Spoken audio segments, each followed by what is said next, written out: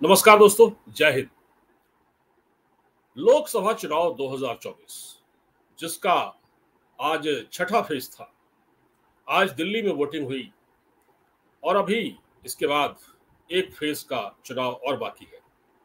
और आज के चुनाव से, आज के मतदान से बहुत कुछ तय हो चुका है। और ये लोकसभा चुनाव, आप यकीन जानिए कि देश और दुनिया, इस इन सब में, हमारे देश के अंदर भी और देश के बाहर भी, यानी पूरी दुनिया में एक मेजर तब्दीली लाएगा, एक बड़ी तब्दीली लाएगा। ग्लोबल मतलब जो सिचुएशन है इस वक्त जो चल रही है, उस पर एक बहुत बड़ा प्रभाव छोड़ने जा रहा है ये लोकसभा चुनाव। इसीलिए इस चुनाव पर दुनिया की निगाहें हैं, दुनिया की निगाहें हैं। और सबसे ज्यादा जो निगाहें हैं, सबसे ज्यादा जो नजर है, मित्र देश की नहीं बल्कि किसी हमारे इस पड़ोसी की। मित्र देशों की तो खैर है ही, मित्र देश जो हमारे हैं उनकी इस चुनाव पर नजर है। लेकिन सबसे ज्यादा जो नजर है, जो सबसे ज्यादा परेशान है, वो देश है पाकिस्तान। पाकिस्तान की इस चुनाव पर बहुत सरसरी निगाह है। लगातार पाकिस्तान के लोग रीड कर रहे हैं।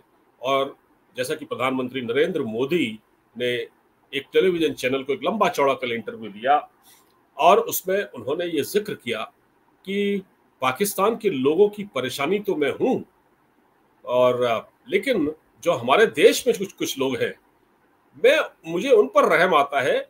मुझे बड़ा दुख होता है कि जो हमारे देश के अंदर जो लोग हैं वो पाकिस्तान को लेके इतने मतलब क्यों रहते हैं, कंसर्न क्यों रहते हैं। कोई कहता है कि पाकिस्तान से बातचीत कर लो कि उसके पास एटम बम है। उनका इशारा मणिशंकर अय्यर की ओर था।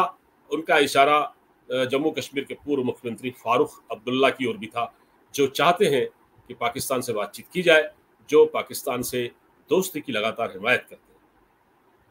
लेकिन आज एक मेजर बात सामने आई, एक बड़ी बात देखने को मिली, और वो ये थी कि पाकिस्तान के एक पॉलिटिशियन है, एक नेता है फवाद हुसैन चौधरी, जो कि पाकिस्तान तहरीक इंसाफ के नेता है, लीडर है। और इमरान खान की जो सरकार थी, जिसको गद्दी से उतार दिया गया जनरल बाजवा के दौर में, उसमें वो साइंस एंड टेक्नोलॉजी मिनिस्टर रह चुके हैं और वो इमरान खान के बहुत करीब है। उन्होंने आज क्या किया मैं आपको बताता हूँ। दरअसल आज मैं कहना ये चाह रहा हूं कि भारत के लोकसभा के जो चुनाव हैं उनमें कैसे पाकिस्तान ने अपनी एंट्री मारने की कोशिश की है। कुछ समय पहले आपको याद होगा कि फवाद चौधरी, जो यही फवाद चौधरी है, इन्होंने एक ट्वीट किया था जब मतलब राहुल गांधी के बारे में, और उसमें था कि राहुल गांधी ऑन फायर। एक ट्वीट किया था, राहुल गांधी की कोई स्पीच थी। तो जब राहुल गांधी के बारे में उन्होंने ट्वीट किया था तो कांग्रेस की तरफ से कोई प्रतिक्रिया नहीं आई थी। ये अलग बात है कि उनके जो खुद के नेता है मणिशंकर अय्यर, वो पूरी तरह से पाकिस्तान परस्त हैं। वो पाकिस्तान में काम कर चुके हैं, वो डिप्लोमेट रह चुके हैं, वो राजीव गांधी के करीबी थे, कांग्रेस के अभी भी नेता हैं। कांग्रेस में साइड लाइन है, ये अलग बात है। लेकिन उन्होंने कहा था कि पाकिस्तान से बातचीत करो क्योंकि पाकिस्तान के पास एटम बम है।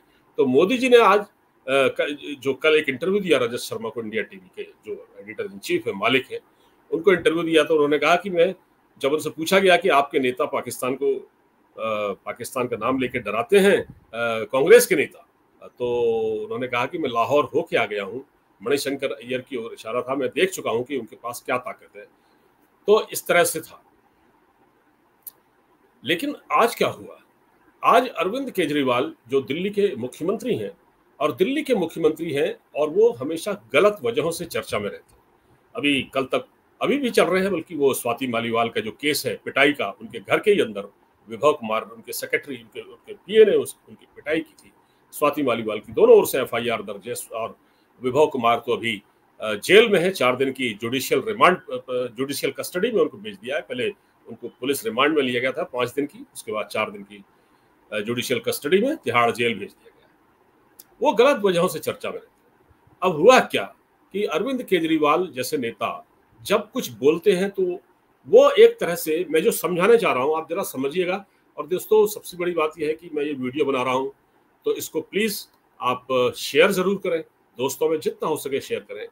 वीडियो को लाइक करें और चैनल को सब्सक्राइब करें। अब मेरी बात समझिएगा कि असल में अरविंद केजरीवाल जैसे लोग और राहुल गांधी जैसे ये लोग विदेशी ताकतों को बोलने का मौका देते हैं ताकि वो हमारे अंदरूनी अंदरूनी मामलात में दखल दें, कुछ बोलें, कुछ ट्वीट करें। तो हुआ क्या, अरविंद केजरीवाल ने आज एक ट्वीट किया। पहले मैं अरविंद केजरीवाल का आपको वो ट्वीट दिखा देता हूँ। अरविंद केजरीवाल का जो ट्वीट है वो ये है, एक मिनट। हाँ, ये देखिए, ये ट्वीट है अरविंद केजरीवाल का कि मैंने ये इन्होंने ट्वीट किया। देखिए, मैं इसको पढ़ के सुना रहा हूँ। मैंने अपने पिता, बल्कि मैं इसको ले आता हूँ आपके लिए, आप भी देखिए। ये है,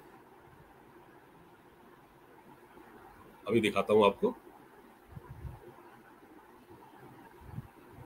हाँ, ये है कि मैंने अपने पिता, पत्नी और बच्चों के साथ आज वोट डाला। मेरी माताजी की तबीयत बहुत खराब है। देखिए, यहाँ भी आपने वोट डाला, आपकी माताजी की तबीयत बहुत खराब है, वो नहीं जा पाई, वो नहीं वोट देने जा पाई। मैंने तानाशाही, बेरोजगारी और महंगाई के खिलाफ वोट डाला है। आप भी वोट डालने जरूर जाएं। मैंने तानाशाही, देखिए बेरोजगारी और महंगाई का मुद्दा तो चलो हर देश में होता है, भारत भी पूरी तरह से गरीबी मुक्त नहीं है, मतलब गरीब है, यहाँ भी बेरोजगारी भी है। लेकिन जहां तक तानाशाही की बात है, ये एक ऑब्जेक्शनेबल बात है। अगर इस देश में तानाशाही होती केजरीवाल साहब, तो आप अब तक तिहाड़ जेल के अंदर बंद होते। आप तिहाड़ जेल से बाहर कतई नहीं आते। इस देश में तानाशाही नहीं है, इस देश में लोकतंत्र है, इस देश में अदालतें हैं, और अदालतों ने जो फैसला दिया, अदालत ने जो फैसला दिया, हालांकि उसका बड़ा क्रिटिसिज्म हो रहा है, क्योंकि डेमोक्रेसी है देश में, इसलिए आप बाहर आए, वरना आप जेल में ही होते। अभी तक आप वोट भी नहीं डाल पाते अगर आप, ये तानाशाही जो शब्द आपने ऑब्जेक्शनेबल बात कही है। तो अब क्योंकि आपने बोलने का मौका दे दिया, मैं समझाने की कोशिश कर रहा हूं कि ये ऐसी बातें दुश्मन की थाली में परोस कर देते हैं। अब इस पर फवाद चौधरी जो पाकिस्तान के जो वो है नेता, तहरीक इंसाफ के, पाकिस्तान तहरीक इंसाफ के नेता फवाद चौधरी, इन्होंने लिखा है, रिट्वीट किया है इसको कि मे piece and harmony defeat forces of hate and extremism. May piece and harmony defeat, देखिए ये आप, मैं इसको थोड़ा बड़ा करके दिखा देता हूं। इसमें केजरीवाल के इस ट्वीट को रिट्वीट करते हुए लिखा है फवाद चौधरी ने कि जो नफरत करने वाली ताकतें हैं और जो वो हारे, और जो सद्भाव वाली ताकतें हैं, सद्भाव पैदा करने वाली ताकतें हैं, वो जीते। मतलब, और इन्होंने एक्सट्रीमिज्म ऐसा भी बोला है। इन्होंने क्या कहा है, इन्होंने, मैं आपको बताता हूं, इन्होंने जो बोला है, मे piece and harmony defeat forces of hate and extremism, यानी कि पीस और हार्मनी यानी शांति और सद्भाव, और हेट करने वाली और एक्सट्रीमिज्म यानी ऐसी ताकतों को हराएगी। ये इन्होंने ट्वीट किया है। तो आप ये देखिए कि मैं ये क्यों कह रहा हूं, मैं इसलिए कह रहा हूं दोस्तों कि अरविंद केजरीवाल जैसे लोग इनको मौका देते हैं। आपको याद होगा कि जब ये राहुल गांधी, पिछले दिनों राहुल गांधी के बारे में भी ट्वीट किया था इन्हीं फवाद चौधरी ने, और जब अरविंद केजरीवाल जेल से बाहर आए थे, जिस दिन जेल से बाहर आए थे, उस दिन भी फवाद चौधरी ने कुछ ऐसा ही ट्वीट किया और जिसको बड़ा आड़े हाथों लिया गया था। अब बात यह है कि इसमें जो जब अरविंद केजरीवाल क्या करते, देखिए राहुल गांधी के बारे में जब ट्वीट किया था कि राहुल गांधी बड़े अच्छे लीडर हैं, नेहरू खानदान के हैं, इस तरह की बातें फवाद चौधरी ने कही थी, और वो अच्छा काम करेंगे, इस तरह से बोला था जब वो सत्ता में आएंगे। तो राहुल गांधी की तरफ से कोई उस पर रिएक्शन नहीं दिया गया, ठीक है। लेकिन देखिए, लेकिन अरविंद केजरीवाल ऐसे नहीं है। अरविंद केजरीवाल बड़े शातिर हैं, ठीक है। राहुल गांधी तो उनका 5% भी नहीं है। तो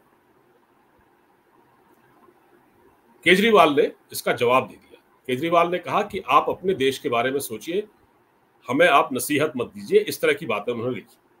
जवाब दिया इसका। अब जवाब क्यों दिया? जवाब इसलिए दिया क्योंकि फिर अगर इसका जवाब न देते तो भाई आज वोटिंग थी, इसका असर पड़ना था, क्योंकि शाम 5 बजे तक वोटिंग होती है, तो इसका 5-6 बजे तक तो उसका असर होता, वो मतदान में इसका असर पड़ता, तो केजरीवाल भाग गए। वैसे भी उनकी जो लोकप्रियता है वो कम हुई है, और आज जो दिल्ली के कुछ इलाकों में आम आदमी पार्टी की स्थिति खराब है, ये बताया जा रहा है। तो इसलिए केजरीवाल को ये ट्वीट करना पड़ा, ये रीट्वीट करके उनको जवाब देना पड़ा। वरना अगर चुनाव ना होता, इस वक्त अगर चुनाव ना हो रहा होता और केजरीवाल की साख दांव पर नहीं लगी होती, तो केजरीवाल कभी ट्वीट न करते, केजरीवाल कभी ट्वीट न करते, ना उसको जवाब देते। लेकिन फिर उसने जवाब दिया, और उसने क्या जवाब दिया कि देखिए, उस फवाद चौधरी यही नहीं रुका, उसने जवाब दिया कि आतंकवाद, देखिए बोले कि आप चुनाव प्रचार आपका हक है, चुनाव लड़ना आपका हक है, केजरीवाल से बोले फवाद चौधरी। उन्होंने फिर रिपोस्ट किया उसको कहा कि चुनाव प्रचार करना, चुनाव लड़ना आपका हक है। उन्होंने कहा कि आतंकवाद पाकिस्तान में हो या भारत में, ये मुद्दा सभी के लिए खतरनाक है। अरे भाई, पाकिस्तान में हो या भारत में, ये क्या मतलब है? क्या पाकिस्तान की तरह भारत में कोई आतंकवाद एक मुद्दा है? क्या पाकिस्तान की तरह भारत आतंकवादियों को ट्रेनिंग देता है? क्या भारत आतंकवादी देश है? पाकिस्तान का तो नाम ही आतंकवाद की लिस्ट में सबसे ऊपर है, आतंकवादियों की। पाकिस्तान ने तो आतंकवादियों को ट्रेंड किया है अपने यहाँ। टीटीपी, जैश मोहम्मद, लश्कर तैयबा, पता नहीं कितने संगठन पाकिस्तान के अंदर मौजूद हैं, और जिनका वो भारत के खिलाफ इस्तेमाल करता है।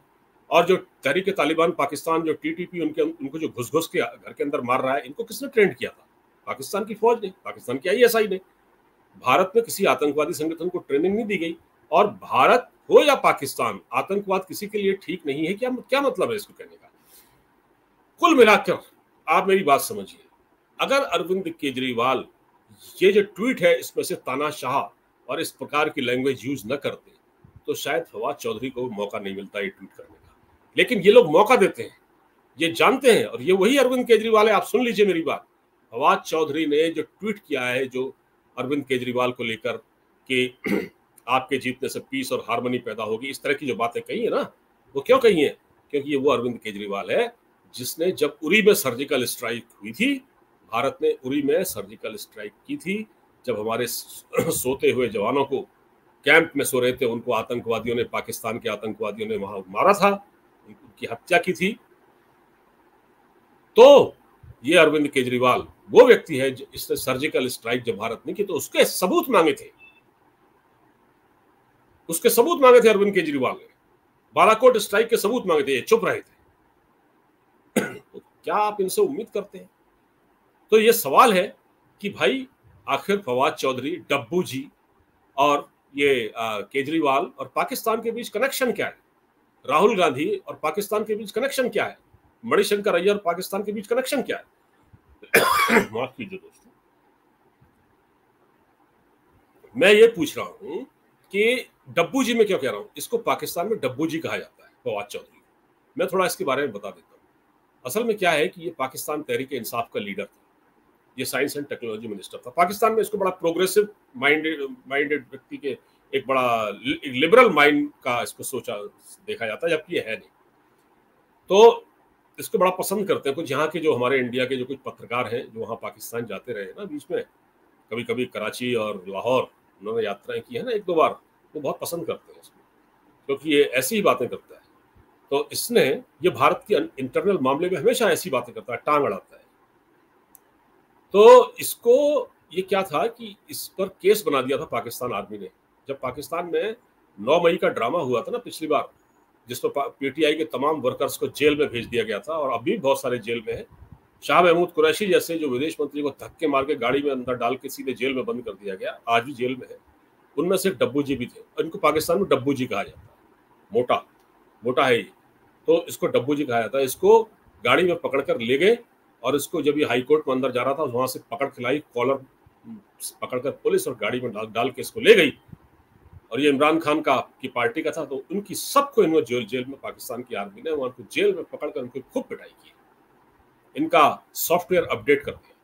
लेकिन आज जो ये फिर क्योंकि ये वो लोग हैं पाकिस्तान की फौज में, पाकिस्तान की राजनीति में, जो सब फौज की ओर से ही प्लांट किए जाते हैं। इसका खानदान भी, इसके परिवार के कई लोग फवाद चौधरी के फौज में है पाकिस्तान। तो ये कहीं ना कहीं रावलपिंडी GHQ जो है ना, गेट नंबर 4, वहां से ये प्लांटेड, और ये आते जाते रहते हैं, कभी किसी पार्टी में होते हैं, कभी किसी पार्टी में होते हैं, कभी पीपुल्स पार्टी में चले जाएंगे, पाकिस्तान पीपुल्स पार्टी में, कभी ये PMLN में चले जाएंगे, कभी ये PMLN Q में चले जाएंगे, कभी ये MQM में। तो इनका ये है कि ये घूमते रहते हैं, इनकी कोई औकात नहीं है। ये जिस एक मतलब वहां की फौज कहती है कि तू इस पार्टी में जा तो उस पार्टी में जा, जिसमें कहती है उसमें चले जाते हैं, उनके खिलाफ एक शब्द नहीं बोलते, क्योंकि सियासत ही ऐसी करनी है, राजनीति इसी तरह करनी है। तो क्योंकि ये फौज के टट्टू है, फौज ने इनको प्लांट कर रखा है, और ये फौज को, पाकिस्तान की आर्मी को खुश करने के लिए इस तरह के बयान देते हैं। लेकिन हमारे यहाँ के पॉलिटिशियन की, हमारे वहाँ के राजनेताओं की कमीनगी ये है, केजरीवाल जैसे नेताओं की, कि जो इस तरह के ट्वीट करते हैं जिसमें लिखते हैं बेरोजगारी, तानाशाही और महंगाई, इसके खिलाफ। तो तानाशाही शब्द है, उसमें मुझे काफी ऑब्जेक्शन है। तानाशाही होती तो अरविंद केजरीवाल जेल से बाहर नहीं आता, और तानाशाही शब्द का इस्तेमाल अगर ये न करे तो फवाद चौधरी की हिम्मत ही नहीं है। क्योंकि देखिए, आप मौका दे रहे हैं ना बाहर बैठे हुए दुश्मन को बोलने का, यह चीज है, इसको समझने की जरूरत है। यही राहुल गांधी के बारे में भी इसने ट्वीट किया था। राहुल गांधी नहीं बोला, उसकी पार्टी नहीं बोली, लेकिन केजरीवाल शातिर है, वो बोल गया, उसने ट्वीट कर दिया। कहने को उसने जवाब दिया, लेकिन वो दिखाने के लिए था, क्योंकि वोटिंग का मामला है, दिन भर वोटिंग चलती है, जब ट्वीट सामने आ गया तो लंका लग जाती। खैर, अभी भी इस बार आम आदमी पार्टी की स्थिति बहुत अच्छी नहीं है। तो दोस्तों, आप बताइएगा, अब वीडियो को पूरा देखिए, कमेंट कीजिए, और हमको ये बताइए कि आखिर फवाद चौधरी, पाकिस्तान और अरविंद केजरीवाल का क्या कनेक्शन है बीच में, क्यों पाकिस्तान इस मामले में कूद पड़ता है। इजाजत दीजिए, नमस्कार।